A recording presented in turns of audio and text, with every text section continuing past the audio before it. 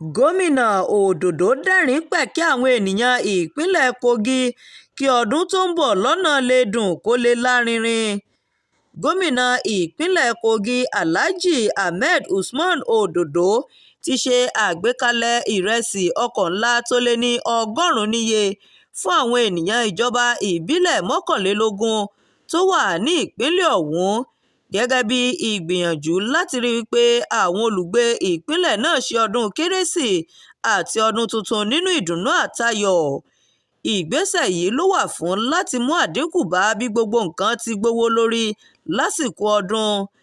ẹni tí í ṣe kọmíṣánná fún ìròyìn àti ìbáraẹnisọ̀rọ̀ arákùnrin kingsley fanwo ló sọ eléyìí di mímọ̀ lọ́jọ́ Ẹtì nílùú Lọ́kọ́jà tí ṣolúìlú ìpínlẹ̀ ọ̀hún.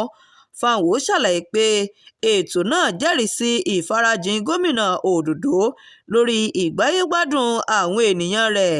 ó ṣe àfikún rẹ̀ pé gómìnà tún rí i dájú pé gbogbo àwọn tó jẹ́ òṣìṣẹ́ ìjọba ní ìpínlẹ̀ ọ̀hún ni wọ́n gba owó oṣù ní ọjọ́ 14 inú oṣù kejìlá tá a wà yìí, tí ó sì tún ṣètò fún àwọn tí wọn ò gba owó oṣù lọ́wọ́ ìjọba.